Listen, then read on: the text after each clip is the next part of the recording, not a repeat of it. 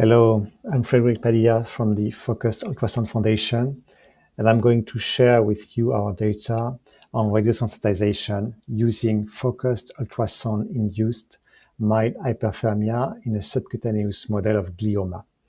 This is a collaboration between the Focused Ultrasound Foundation, UVA, and the INSERM in France. So some brain tumors are less amenable to favorable radiation response, including diffuse tumors such as GBM. With hyperthermia, we aim at sensitize the tumors in order to improve efficacy, to reduce the dose needed, that's especially for pediatrics application, and to minimize radionecrosis. In terms of efficacy of using hyperthermia for radiosensitization for brain tumors, there is to date only one phase 3 clinical study published that compared radiation therapy to radiation therapy combined with hyperthermia in high-grade glioma. It found that the addition of hyperthermia significantly prolonged survival in patients treated after surgery with radiation therapy and interstitial brachytherapy. The clinical application of hyperthermia for brain tumors, however, has been hampered to date by a lack of safe and efficient technology to produce localized low-level hyperthermia. And our hope is that with the advent of novel FUS technologies, especially MRI-guided FUS, which allows for temperature monitoring, we can revisit this paradigm of brain hyperthermia and especially brain FUS-induced hyperthermia. The feasibility of inducing hyperthermia in the brain has been reported back in 1999 with a phase 1 clinical study. But again, at that time, the technology was not mature enough for widespread applications. And so our objective today is to investigate the differences in outcome with radiotherapy alone, FUS-induced hyperthermia alone, or a combination of both in a subcutaneous preclinical model of glioma, under the working hypothesis that combined radiotherapy and FUS hyperthermia can improve tumor growth control. We used a subcutaneous C6 rat glioma model. We performed first a sensitivity study to assess the responses of these tumors to radiation therapy.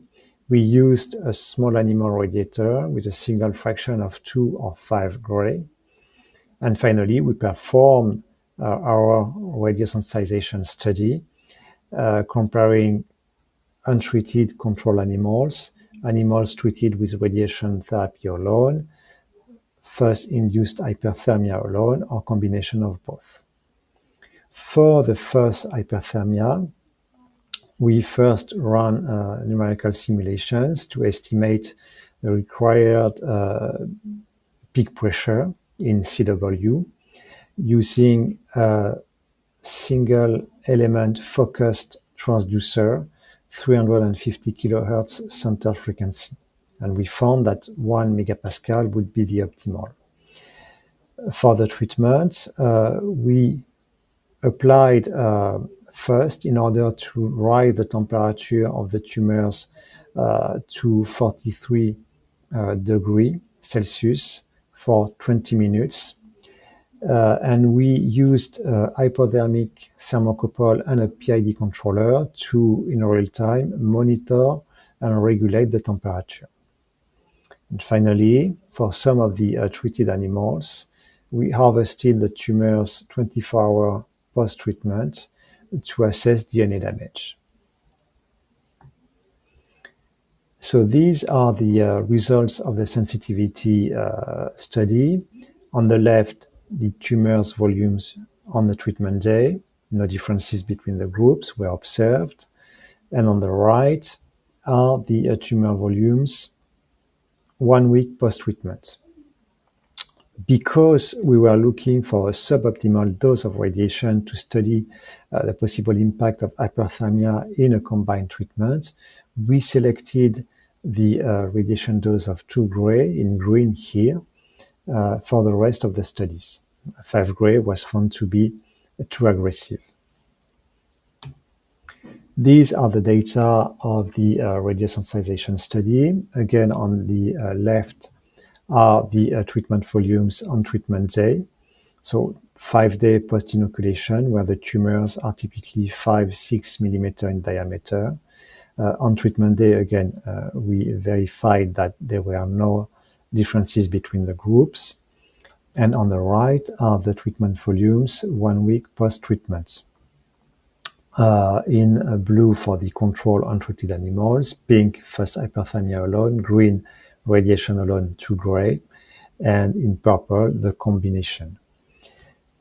We found that only the combined treatment gave a significant control of tumor growth, and that this control was significantly different from the control, but also from both modalities alone.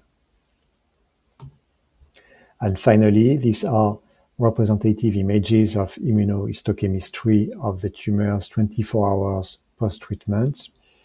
We assessed DNA double-strand break damage by staining for gamma H2AX, and we found, at least qualitatively, more damages with the combined treatment compared to each modality alone, suggesting that impaired DNA damage repair may be one of the mechanisms by which the combination is more effective in tumor growth control than radiotherapy alone.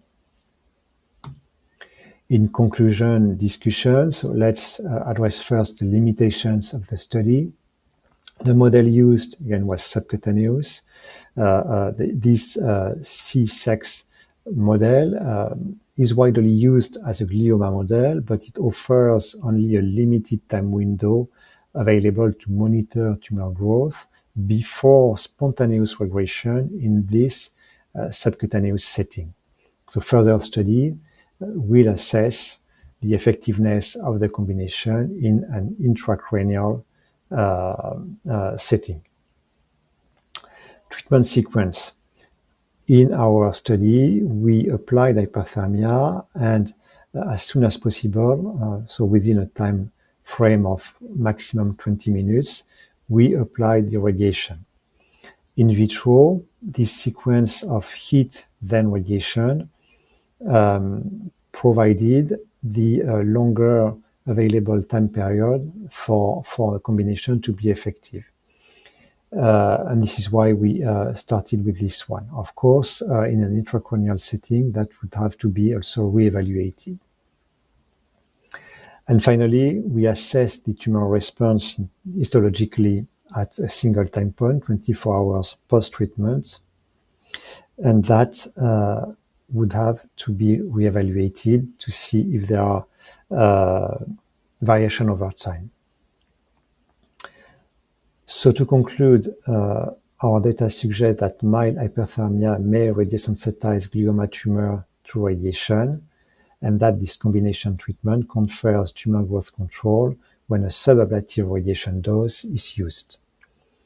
The advent of novel FUS technologies could have important implications for the hyperthermia treatment of tumors situated in the brain, with the caveats that treatment time and treatment envelope will remain significant challenges to be solved. Thank you for your attention.